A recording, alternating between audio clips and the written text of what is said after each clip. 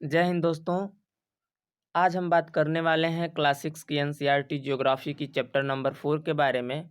Chapter number 4 का नाम है मानचित्र या अर्थात मैप। आज हम जानेंगे मैप के बारे में। मैप कितने प्रकार के होते हैं, मैप के कौन कौन से प्रमुख घटक हैं, किन आधारों पर मानचित्र को तैयार किया जाता है और मानचित्र का अपने जीवन में क्या महत्व है दैनिक जीवन में। इन सभी जानकारियों को हम अच्छे ढंग से जानेंगे। दोस्तों, चैप्टर शुरू करने से पहले हम देख लेते हैं कोने में चित्र दिया गया है। इस चित्र को हम कहते हैं दिक्सूचक यंत्र, यानी कि यह दिक्सूचक यंत्र है, यानी कि दिशा मापक यंत्र है। इसी यंत्र से हम दिशा को मापते हैं वर्तमान समय में। जैसे देख लीजिए, ऊपर दिया गया है उत्तर, नीचे दिया गया है दक्षिण, इधर दिया गया है ईस्ट और इधर दिया गया है वेस्ट। मतलब मानचित्र में या ग्लोब में हम क्या करते हैं, अपने राइट साइड में ईस्ट मानते हैं और लेफ्ट साइड में वेस्ट को मानते हैं, ऊपर की तरफ नॉर्थ को मानते हैं और नीचे की तरफ साउथ को मानते हैं। लेकिन मुख्य रूप से दो ही दिशाएं होती हैं, नॉर्थ और साउथ। यदि आपको इसमें नॉर्थ दिशा मालूम है तो आप ईस्ट और वेस्ट आसानी से पता कर सकते हैं। सही मायने में वेस्ट और ईस्ट कोई दिशाएं नहीं होती हैं। मेन मुख्य रूप से यही दो ही दिशाएं हैं। दो ही दिशाओं के आधार पर हम इन दोनों दिशाओं को निकालते हैं या तीनों दिशाओं को निकालते हैं। चलिए देखते हैं। और एक बात, मैंने जब ग्लोब पढ़ाया था तो मैंने बताया था कि जो ग्लोब होता है वह 3D मॉडल होता है और जो मानचित्र अपना होगा वह 2D होगा। तो चलिए शुरू करते हैं आगे का। आपने पिछले ग्लोब में महत्व पढ़ चुके थे, ग्लोब के अध्ययन कर चुके थे, उनकी क्या क्या सीमाएं हैं ये भी जान चुके थे, यानी कि उनकी अपने जीवन में क्या महत्व है, ग्लोब को क्यों बनाया गया। इस सभी जानकारियाँ हम ग्लोब में देख चुके थे। यदि आप वह वीडियो नहीं देखे हैं तो हमारे जाकर के प्लेलिस्ट में उस वीडियो को देख लें। जब हम पूरी पृथ्वी का अध्ययन करना चाहते हैं तो ग्लोब हमारे लिए काफ़ी उपयोगी साबित होता है। लेकिन जब हम पृथ्वी के केवल एक भाग जैसे अपने देश, राज्य, जिले, शहर, गांव के बारे में अध्ययन करना चाहते हैं तो यह हमारे लिए उतना उपयोगी साबित नहीं होता है। ग्लोब जो होता है वह केवल पृथ्वी के जैसे ग्लोब हमारे लिए काफ़ी उपयोगी है और यह हमारे पृथ्वी का अध्ययन कर सकते हैं, कौन सा देश कहाँ है। समय को आसानी से माप सकते हैं। देशांतर के वजह से देशांतर का मुख्य रूप होता है समय को बताने में। और अक्षांश क्या होता है कि जब सूर्य, मैंने बताया था कि जब सूर्य की जो किरण होती है वह कर्क रेखा और मकर रेखा के बीच में ही रहती है, जिसके वजह से ऋतु परिवर्तन होता है। मानचित्र का उपयोग यह होता है कि जैसे हमें ग्लोब में किसी एक भाग को देखना हो, जैसे भारत को देखना हो तो ग्लोब में हम आसानी से देख सकते हैं। लेकिन भारत में राज्यों को देखना हो, जिलों को देखना हो, शहरों को देखना हो, गाँव को देखना हो, इसके लिए हमें मानचित्र की ज़रूरत पड़ती है। हाँ, ये मानचित्र भी कई तरह के होते हैं, हम शेष आगे तो जानेंगे। तो यह हमारे लिए उतना उपयोगी साबित नहीं होता है। विश्व के बारे में भी जान सकते हैं, लेकिन अभी हम बताएंगे। क्योंकि एटलस जो होता है ना, तो मानचित्रों का वह संकलन होता है। एटलस में हम क्या कर सकते हैं, विश्वों के बारे में, विश्व के भौतिक स्वरूप, पृथ्वी के भौतिक स्वरूप के बारे में, यहाँ पे कौन कौन से खनिज कहाँ पे पाए जाते हैं, ये सब आसानी से हम एटलस में देख सकते हैं। ऐसी स्थिति में हम मानचित्रों का उपयोग करते हैं। मानचित्र पृथ्वी की सतह या इसके एक भाग का पैमाने के माध्यम से चपटा सतह पर खींचा गया चित्र है। लेकिन एक गोलाकार सतह को पूरी तरह से चपटा करना असंभव है। दोस्तों, जैसे ग्लोब है उसको पूरी तरह से चपटा करना क्या है, असंभव है। उसको पूरी तरह से चपटा करेंगे तो हो सकता है सही सही स्थिति न मालूम चल सके। मानचित्र हमारी विभिन्न ज़रूरतों के लिए आवश्यक है। कुछ मानचित्र एक छोटे क्षेत्र को एवं कुछ तथ्यों को दर्शाता है। दूसरे मानचित्र में एक बड़ा किताब की तरह तथ्य हो सकते हैं। जब बहुत से मानचित्र एक साथ रख दिए जाते हैं तब एक एटलस बन जाता है। एटलस क्या करता है कि विभिन्न प्रकार तथा अलग अलग पैमानों से खींची गई मापों पर आधारित होता है। मानचित्रों से एक ग्लोब की अपेक्षा हमें ज़्यादा जानकारी प्राप्त होती है। मानचित्र विभिन्न प्रकार के होते हैं, जिनमें से कुछ को नीचे वर्णित किया गया है। ठीक है। जैसे भौतिक मानचित्र, भौतिक मानचित्र वे होते हैं जिसमें पर्वत, पठार, मैदान, नदियाँ, महासागर इत्यादि को दर्शाया जाता है। वैसे मानचित्रों को हम भौतिक या उच्चावच मानचित्र कहते हैं। दूसरा अपना मानचित्र होता है राजनैतिक मानचित्र। राज्यों, नगरों, शहरों तथा गांवों और विश्व के विभिन्न देशों एवं राज्यों के और उनकी सीमाओं को दर्शाने वाला जो मानचित्र होता है उसे राजनैतिक मानचित्र कहते हैं। फिर आ जाते हैं थीमेटिक मानचित्र। थीमेटिक मानचित्र क्या होता है? कुछ मानचित्र विशेष जानकारियां प्रदान करते हैं, जैसे सड़क मानचित्र, वर्षा मानचित्र, वन तथा उद्योग आदि के वितरण को दर्शाने वाले मानचित्र। इस प्रकार के मानचित्र को थीमेटिक मानचित्र कहा जाता है। इन मानचित्रों में दी गई सूचना के आधार पर उनका उचित नामांकन किया जाता है। मानचित्र के प्रमुख रूप से 3 घटक हैं: दिशा, दूरी और प्रतीक। दिशा, दूरी और प्रतीक ही ऐसे यानी कि घटक हैं जिसके वजह से हम किसी भी मानचित्र को तैयार करते हैं।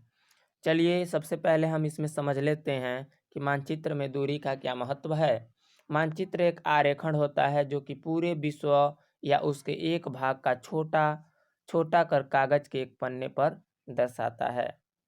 या यह कह सकते हैं कि मानचित्र छोटे पैमाने पर खींचे जाते हैं, लेकिन इसे इतनी सावधानी से छोटा किया जाता है ताकि स्थानों के बीच की दूरी वास्तविक रहे तथा तभी संभव हो सकता है। यह तभी संभव हो सकता है जब कागज पर एक छोटा दूरी स्थल की बड़ी दूरी में व्यक्त करती हो। यानी कि किसी भी बड़े भूभाग को यदि एक छोटे से कागज पर दर्शाना है तो मानचित्र में इतनी सावधानी से दर्शाया जाता है जो कि वास्तविक जो दूरी है, रियल में जो डिस्टेंस है, जैसे मान लेते हैं कि यहाँ से सऊदी अरब की दूरी 3000 किलोमीटर है, तो मानचित्र पर जब हम दर्शाएंगे तो उसमें भी उस दूरी को इतना सेंटीमीटर रखेंगे, यानी कि हम 1 सेंटीमीटर इक्वल टू किलोमीटर, कुछ भी कितना हो भी किलोमीटर रख सकते हैं। लेकिन इसका भी एक वर्ल्ड लेवल परिभाषा है जिसके वजह से हम आसानी से किसी भी मानचित्र को देख सकते हैं और समझ सकते हैं। चलिए आगे वह मिल जाएगा। तो इसलिए इस उद्देश्य के लिए एक पैमाना चुना जाता है। पैमाना स्थल पर वास्तविक दूरी तथा मानचित्र पर दिखाई गई दूरी के बीच का अनुपात होता है। उदाहरण के लिए विद्यालय से आपके घर के बीच की दूरी 10 किलोमीटर है, जिसे मानचित्र पर 2 सेंटीमीटर का दूरी से व्यक्त किया गया है। इसका अभिप्राय मानचित्र का 1 सेंटीमीटर इक्वल टू कितना होगा? 5 किलोमीटर। यानी कि 1 सेंटीमीटर इक्वल टू 5 किलोमीटर, तो 2 सेंटीमीटर इक्वल टू 10 किलोमीटर। तो आपके घर और आपके विद्यालय के बीच की दूरी थी 10 किलोमीटर, तो मानचित्र में 2 ही सेंटीमीटर, यानी कि 2 ही सेंटीमीटर इक्वल टू कितना हो जाएगा? 10 किलोमीटर। इस तरह से मानचित्र को तैयार किया जाता है कि कम जगह में हम बड़े से भूभाग के बारे में अच्छी सी जानकारियाँ दर्शा सकें या डाल सकें। आपके रेखाचित्र का पैमाना होगा 1 सेंटीमीटर इक्वल टू 5 किलोमीटर।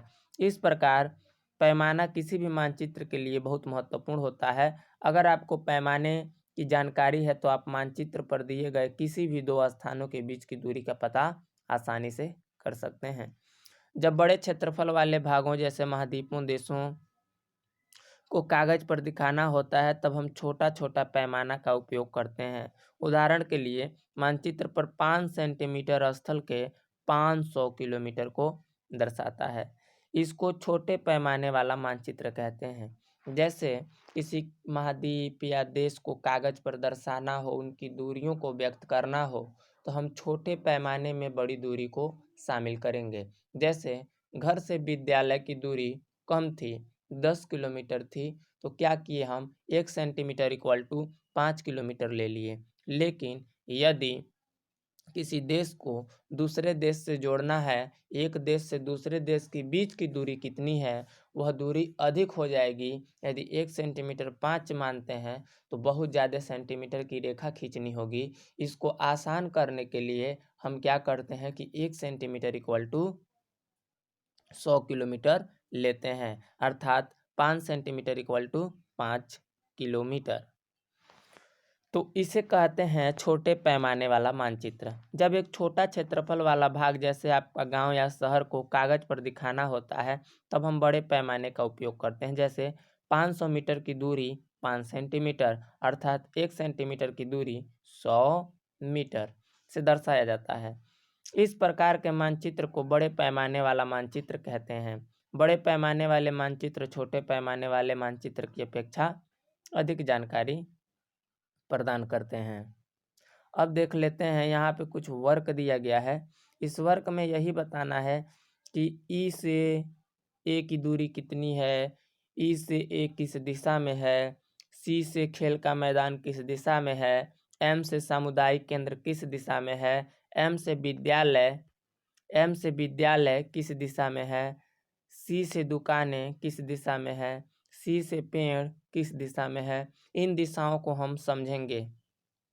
जैसे कि ये देखिए, यहाँ पे एक एरो दिया गया है जो उत्तर की तरफ इशारा करता है, यानी कि ऊपर का तरफ उत्तर होता है। तो हम देख लेते हैं, ऊपर का तरफ नॉर्थ हो गया, साउथ हो गया, ईस्ट हो गया और वेस्ट हो गया। ठीक है। अब हम यदि सी से देखें तो सी से सामुदायिक केंद्र की दूरी यानी दिशा उत्तर की दिशा में है। विकास का घर दक्षिण की दिशा में है। खेल का मैदान किस दिशा में है, तो यदि हम इसको सेंटर में रखते हैं तो खेल का मैदान इस तरह से कोने में पड़ेगा, यानी कि उत्तर और पूर्व में खेल का मैदान है। दुकानें किस दिशा में है, तो पश्चिम दिशा में है। ई से सामुदायिक केंद्र की किस दिशा में है, तो यदि ई को हम सेंटर में रखते हैं, जैसे चलिए ई को हम सेंटर में रख लेते हैं। ई को जब हम सेंटर में रखेंगे तो ऊपर वाला नॉर्थ यानी नॉर्थ में पेड़ पड़ेगा, साउथ में करीम का घर पड़ेगा, ईस्ट में विद्यालय पड़ेगा, वेस्ट में दुकानें पड़ेंगी और नॉर्थ वेस्ट के कोने में हमारा पड़ेगा सामुदायिक केंद्र। इस तरह से हम आसानी से दिशाओं का परीक्षण भी कर सकते हैं। दिक्सूचक यंत्र से दिशाओं का परीक्षण किया जाता है, लेकिन हम बता दें कि जब दिक्सूचक यंत्र का आविष्कार नहीं हुआ था तो लोग कैसे दिशा का परीक्षण करते थे। यदि मैं आपसे पूछूं तो आप कहेंगे दिन के समय सूर्य को देख करके दिशा का परीक्षण किया जाता था, तो बिल्कुल सही है। लेकिन यदि मैं कहूं कि रात को कैसे पता करते थे, तो अधिकतर लोगों का जवाब आएगा कि चंद्रमा को देखकर। लेकिन आप सोचिए, यदि अंधेरी रात हो, अमावस्या हो, तो उस समय लोग दिशा का परीक्षण कैसे करेंगे। तो इसका जवाब मैंने चैप्टर नंबर 4 जब सौरमंडल में पृथ्वी बता रहा था तो वहाँ पे मैं जिक्र किया था ध्रुव तारे के बारे में। दोस्तों, ध्रुव तारे को देख करके लोग रात को भी दिशा का परीक्षण किया करते थे। दूसरा घटक हमारा है दिशा। दिशा के बारे में मैं बात कर चुका हूँ। ये जो दिशाएं बताती हैं, उत्तर दक्षिण पूरब पश्चिम, उत्तर पूर्व उत्तर पश्चिम, दक्षिण पूर्व दक्षिण पूरब। यानी कि देखिए, यहाँ पे एक और चीज़ बता दे रहा हूँ बहुत बारीकी वाली। यहाँ पे हम आसानी से देख सकते हैं, ऊपर वाला उत्तर दिया है, नीचे वाला दक्षिण दिया है, पूरब दिया है और पश्चिम दिया है। मुख्य रूप से यही दो दिशाएं होती हैं। ठीक है। जैसे यदि हमको इस कोने को दिखाना है तो पूरब उत्तर नहीं कहेंगे, उत्तर पूर्व कहेंगे। इस दिशा को दिखाना है तो पश्चिम उत्तर नहीं कहेंगे, उत्तर पश्चिम कहेंगे। यदि इस दिशा को दिखाना इस कोने में तो इसको दक्षिण पश्चिम कहेंगे, यानी कि पश्चिम दक्षिण नहीं कहेंगे, वह क्या हो जाएगा, गलत हो जाएगा। यह दो दिशाएं ही मुख्य रूप से होती हैं, पूर्व पश्चिम नहीं होती हैं। जैसे यदि हम देख लेते हैं, इसको समझाने की कोशिश करूंगा। एक ग्लोब हमारे पास है, ग्लोब के इस साइड में एक आदमी बैठा है, ग्लोब के उस साइड में दूसरा आदमी बैठा है। तो इसका ये वाला राइट हुआ, ये वाला लेफ्ट हुआ। जो इस साइड बैठा है, इस साइड, उसका ये वाला राइट हुआ और ये वाला लेफ्ट हुआ। तो ये कहेगा इधर का पूर्व है और इधर का पश्चिम है, ये वाला कहेगा इधर का पूर्व है, इधर का पश्चिम है। तो यानी कि यह मायने नहीं रखता है। मेन मायने यह है कि आप जैसे यह देखेगा तो कहेगा ग्लोब में इधर वाला क्या है, पूर्व है और इधर वाला पश्चिम है। आप कहेंगे इधर वाला पूर्व है, यानी कि समझिए कि आप पृथ्वी से बहुत दूर जाकर पृथ्वी को दूर से देख रहे हैं। यानी कि पृथ्वी के उस बगल एक व्यक्ति खड़ा है और पृथ्वी के इस बगल एक व्यक्ति खड़ा है। तो इस तरह से दो ही दिशाएं मुख्य रूप से होती हैं। और इन दिशाओं को जो चीज़ बताती है उसे हम कहते हैं प्रधान दिग्बिंदु। तो खैर इसमें वैसे ही दिशाओं को बताया गया है। अब हम आ जाते हैं प्रतीक के बारे में। यह किसी भी मानचित्र का तीसरा प्रमुख घटक होता है। किसी भी मानचित्र पर वास्तविक आकार एवं प्रकार में विभिन्न आकृतियां जैसे भवनों को, सड़कों को, पुलों को, वृक्षों को, रेल की पटरियों को, कुओं को दिखाना संभव नहीं होता है। इसलिए वे निश्चित अक्षर, छायाओं, रंगों, चित्रों, रेखाओं का उपयोग करके दर्शाया जाता है। ये प्रतीक कम स्थान में अधिक जानकारी प्रदान कर देते हैं। इन प्रतीकों के इस्तेमाल के द्वारा मानचित्र आसानी से खींचा जा सकता है तथा इनका अध्ययन करना आसान हो जाता है। अगर आप एक क्षेत्र की भाषा को नहीं जानते हैं तथा आप किसी दिशाओं के बारे में नहीं पूछ सकते हैं तो आप इन चिन्हों की सहायता से मानचित्र से जानकारी प्राप्त कर सकते हैं। मानचित्र की एक विश्वव्यापी भाषा होती है। मानचित्र की एक क्या होती है? विश्वव्यापी भाषा होती है, वर्ल्ड लेवल पर, जिसे सभी आसानी से समझ सकते हैं। इन प्रतीकों के उपयोग के संबंध में एक अंतर्राष्ट्रीय सहमति है। यह क्या कहलाते हैं? ऋण प्रतीक कहे जाते हैं। दोस्तों यहाँ पे दिया गया है, आप यदि किसी एक क्षेत्र की भाषा को नहीं जानते हैं, जैसे कि मान लीजिए आप किसी ऐसे जगह चले गए जहाँ की आपको भाषा नहीं मालूम है, लेकिन यह एक विश्वव्यापी भाषा है जहाँ पे सभी भाषाएं यानी प्रत्येक चिन्ह एक जैसे रहेंगे। तो आप वहाँ का मानचित्र उठाएंगे तो वहाँ पे यदि नदी देख रहे हैं तो आप समझ जाएंगे कि हमारे बगल में ही एक नदी बहती है, ये नेशनल हाईवे है, यह पक्की सड़क है, ये बड़ी लाइन है, ये मीटर लाइन है, ये रेलवे स्टेशन है, ये कच्ची सड़क है, यह अंतर्राष्ट्रीय सीमा है, यह राज्य सीमा है, यह जिला की सीमा है, यह तालाब है, यह नहर है, यह पुल है। इस तरह से आसानी से समझ सकते हैं देख करके, बस किसी से बात करने की भी ज़रूरत नहीं पड़ेगी। ये गिरजाघर है, ये मस्जिद है, ये छतरी है, ठीक है, ये मंदिर है, ये गिरजाघर है, ये मस्जिद है और ये छतरी है। ये पोस्ट ऑफिस है, देख लेते हैं, ये पोस्ट ऑफिस है। ये पीटीओ है यानी post and telegraph office. PS यानी कि पुलिस स्टेशन। अब यहाँ पर देख लेते हैं, ये जो ईंटें बनाई गई हैं ये बस्तियाँ हैं, ये क्या है? कब्रिस्तान है, ये पेड़ है और ये घास है। आसानी से हम इन प्रतीकों के माध्यम से मानचित्र को आसानी से समझ सकते हैं। यदि हम वहाँ पे कुएं का डिजाइनिंग बनाने लगे तो हो सकता है मानचित्र में वह कुआं न हटे। इसके लिए हम एक प्रतीक बनाते हैं और इन प्रतीकों के माध्यम से उस मानचित्र को सजाते हैं ताकि आसानी से समझ सकें। चलिए यहाँ पे हम आपका परीक्षण करते हैं सुंदरपुर गांव और उसके आसपास के क्षेत्र के बारे में। देखिए ये जो है वह कौन सी लाइन है? बड़ी लाइन है, नहीं रेलवे स्टेशन है। ये क्या है? मीटर लाइन है। ये सुंदरपुर बस्ती है, डुमरी बस्ती है, बसंतपुर बस्ती है, ये पेड़ है, यहाँ पे तालाब है, ये क्या है? नदी है, ये मंदिर है, ये विद्यालय है, ये पक्की सड़क है, ये भी पक्की सड़क है, कच्ची सड़क है, कच्ची सड़क है, कच्ची सड़क है, कब्रिस्तान है, छतरी है, मंदिर है, यहाँ पे क्या है? गिरजाघर है, यहाँ पे पीटीओ है। यानी कि अब हम क्या कर सकते हैं? किसी भी मानचित्र को आसानी से देख करके समझ सकते हैं। अब आ जाते हैं, हाँ यहाँ पे एक और चीज़ दिया गया है, विभिन्न रंगों का उपयोग भी इसके उद्देश्य से किया जाता है। उदाहरण के लिए नीले रंग का इस्तेमाल पानियों के लिए, भूरा रंग पर्वतों के लिए, पीला रंग पठारों के लिए, हरा रंग मैदानों को दर्शाने के लिए। इस तरह से हम क्या कर सकते हैं? रंगों के माध्यम से उस चीज़ों को दर्शाते हैं। रेखा चित्र, रेखा चित्र क्या होता है? तो रेखा चित्र एक आरेखण है जो पैमाने पर आधारित न होकर याददाश्त और स्थानीय प्रेक्षण पर आधारित होता है। कभी कभी किसी क्षेत्र के कच्चे आरेखण का आवश्यकता वहाँ के एक स्थान से दूसरे स्थान के सापेक्ष में दिखाई जाती है। मान लीजिए कि आपको मित्र के घर जाना है लेकिन उसके रास्ते की जानकारी नहीं है। आपका मित्र आपके घर रास्ते बताने के लिए कच्चा आरेखण बना सकता है। इस प्रकार कच्चे आरेखण को बिना पैमाने की सहायता से खींचा जाता है। इसे रेखा चित्र कहते हैं। जैसे आप उसको किस तरह से समझाएंगे? कहेंगे सुनो दोस्त, यहाँ पे हम दोनों लोग बैठे हैं, यहाँ से तुम इस दिशा में जाओगे तो यहाँ पे एक रेलवे स्टेशन मिलेगा। रेलवे स्टेशन के बगल से एक रास्ता गुजरा हुआ है उत्तर की साइड। उत्तर की साइड में तुम जाओगे तो यहाँ पे एक टावर मिलेगा।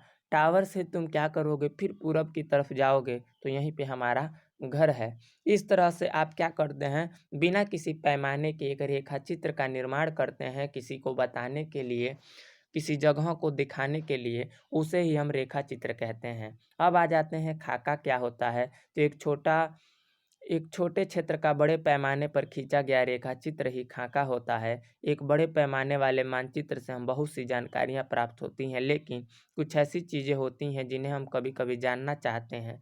जैसे किसी कमरे की लंबाई, एक चौड़ाई, जिसे मानचित्र में नहीं दिखाया जा सकता है, उस समय हम लोग बड़े पैमाने वाला एक रेखा चित्र खींच सकते हैं जिसे खाका कहते हैं। यानी किसी कमरे को बताना है तो वहाँ पे क्या कर सकते हैं, खाका खींचते हैं, यहाँ पे हमारा कमरा होगा, इस तरह से कमरे बटे होंगे, यानी कि उसी चीज़ को हम क्या कहते हैं, खाका कहते हैं। आओ कुछ करके सीखें। यहाँ पे दिया गया है स्कूल भवन एनसीईआरटी वेब पोर्टल देखें। इस पोर्टल पर उपलब्ध सैटेलाइट चित्रों पर अपने आसपास पड़ोस के मानचित्र ऑनलाइन बनाएं। धन्यवाद दोस्तों। मैं आशा करता हूँ कि आप लोगों को यह वीडियो बहुत अच्छी लगी होगी। धन्यवाद।